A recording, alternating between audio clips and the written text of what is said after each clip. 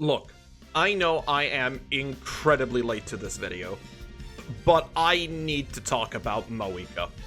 Not only because she is now the most expensive character I have ever acquired on my account, losing to Mona not once, but twice, but because I am the kind of person who wants every Archon and their weapon, I had to go for 1,000 Blazing Suns also, which did not come easy. So I feel like I am warranted to finally make this video on Mauvika, because this might be my most controversial character yet. What the hell is Mauvika really? Who came up with this? There are so many blatant mistakes made in Mauvika's design that it makes me wonder how it passed testing. I'm not going to structure this video in any way whatsoever. I am just going to rant about why the hell this character is. I don't get it. I think one of the main problems I have with Mauvika is that for the first time we actually have an Archon that is actively doing everything. Not only is she one of the strongest characters in the game to date, which I can kind of accept if need be. She is an Archon after all, and the Archons are kind of supposed to be more powerful than normal characters. This to me is fine. What I do not like is the fact that she can fulfill nearly every role by her own.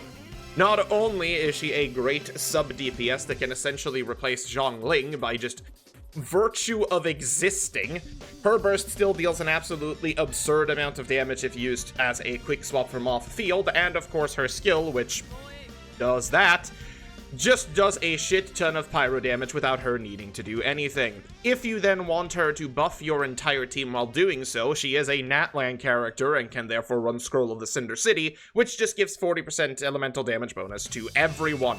So she fulfills the best support slot in the entire game while still having one of the best elements of the entire game, and getting to do a shit ton of damage with a single button click, with the one restriction that she basically needs someone else from Natlan to do it every rotation.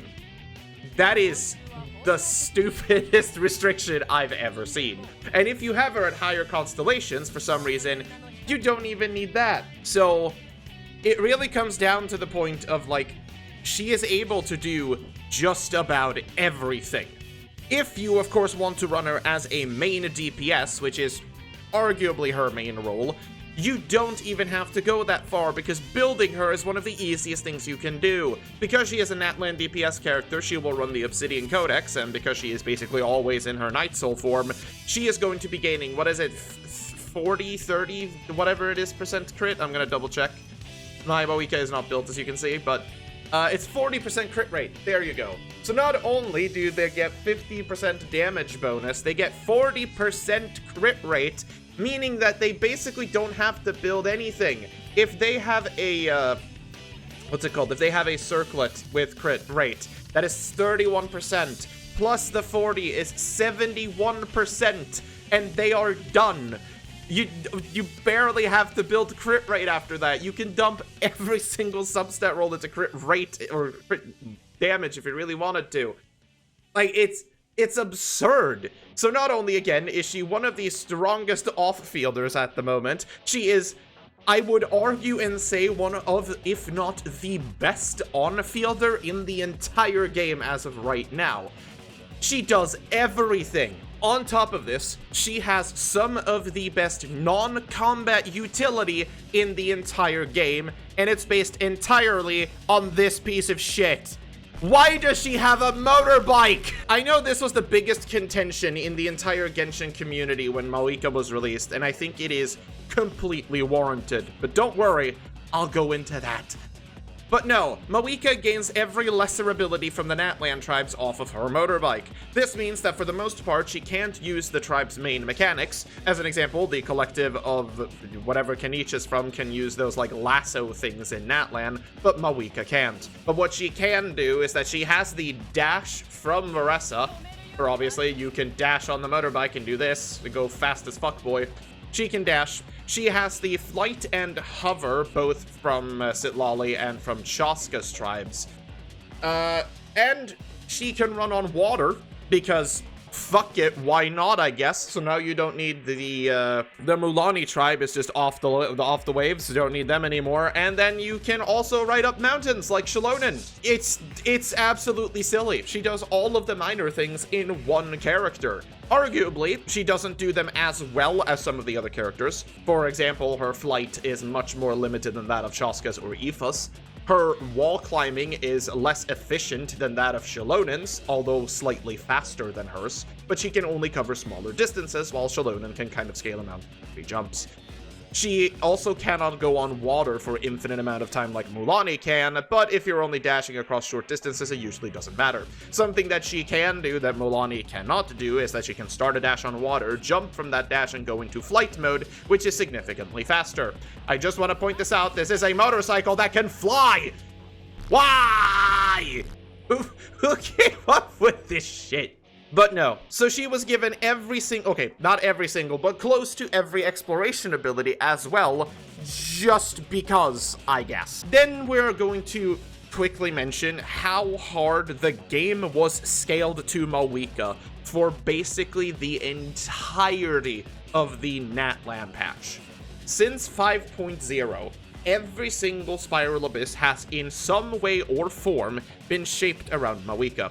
For a lot of them, Mauvika simply had the bonus that if your Night Soul points are 0 or whatever, you gain a massive bonus. If you have the Pyro element, you get a massive bonus. Yada-da-yada-da.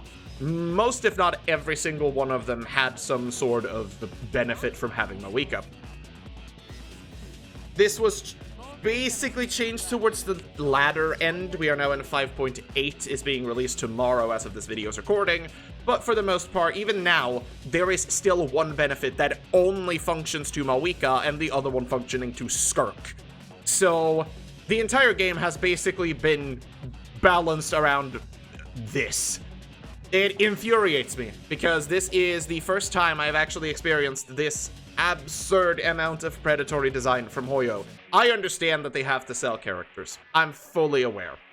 But why did it have to be this one? Now, there is a whole can of worms to open around what Natlan actually is, because when we were introduced to the Nation of War, I don't think anyone expected to get what we actually got. I might do a video on Natlan as a whole at some point, but all I want to cover in this video specifically is that the technology that Mauvika uses makes no fucking sense.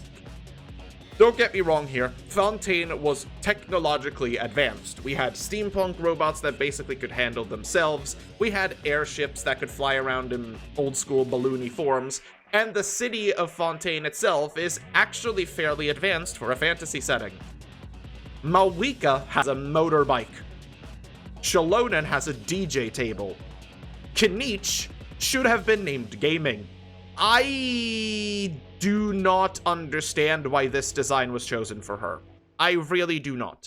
You could have very easily turned Mauvika into some sort of Saurian tamer or Saurian rider of some sort, and just had her have one type of Saurian that could do all of these things. A good example that people have been saying online is that why does she not have a pyro elemental of some sort? She could have had a small dragon. She could have had some sort of pyro beast that she rides around on that can transform into things that does all of the, the flight and the running around and whatever.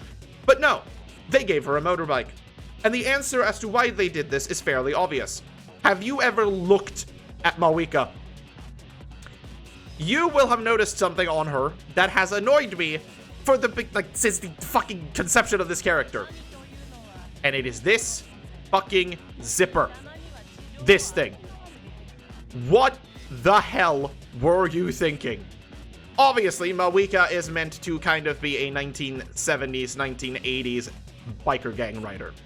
Her attitude screams it, her outfit is to match. It's not that hard to figure out what she's based on. Does that fit into Genshin Impact whatsoever? Hell no. This design does not belong here. That motorcycle especially does not belong here. But if we put all of that aside, and I'll quell my anger for just a moment, this fucking zipper. The entirety of this zipper has pissed me off for I don't know how long. And what makes it worse is that it's not the worst offender. The worst offender is the zipper back there. I want you to really understand this for a moment. Take a look at Mauvika's outfit. I'm not going to be able to show you here. I am going to open MMD, and I'm going to show you there, because that is going to be much, much easier. So for those who haven't used it before, this is Miku Miku Dance. It is essentially I don't know, it's a dance program really for Vocaloids and things like that. But what most people do not know is that Hoyoverse actually released most of their models for this software so that you can go in and actually use it to create, you know, fan videos and everything of the like. This here is Mauvika's model. I have made her T-pose. My main problem with Mauvika is obviously this thing right here. This zipper makes absolutely no freaking sense whatsoever, but the worst offender is the zipper back here. For Mauvika, as we said, her jacket is obviously not connected to anything, but if we have a look inside of her jacket here, we can see that there is some sort of bra strap that is at the very least connecting things together. However, if we take a look past Mauvika's hair, we're gonna have to do a little bit of finagling to do this, but we can see that there is no bra strap actually here. The only thing she has is this little symbol, which is hanging off of her back. That is not her bra strap. There is nothing here that connects it. If we also look to the side here, we can see that the bra strap does in fact go here, but it ends somewhere around here? Does it end in her armpit? I'm not entirely certain where this ends because there is nothing that goes further than this. It just kind of stops. You could argue that her bra strap is attached to this, which I think is the best answer that we're going to get. I've also made the camera in a really wacky position now, but I think the bra goes here and then goes down into this little strap here and then back up and connecting here. That's the only answer I have. If you are a woman who happens to have a chest of any size, I'm pretty sure you can tell that that is a horrible idea. But we're gonna look past that and we're gonna look at this fucking thing.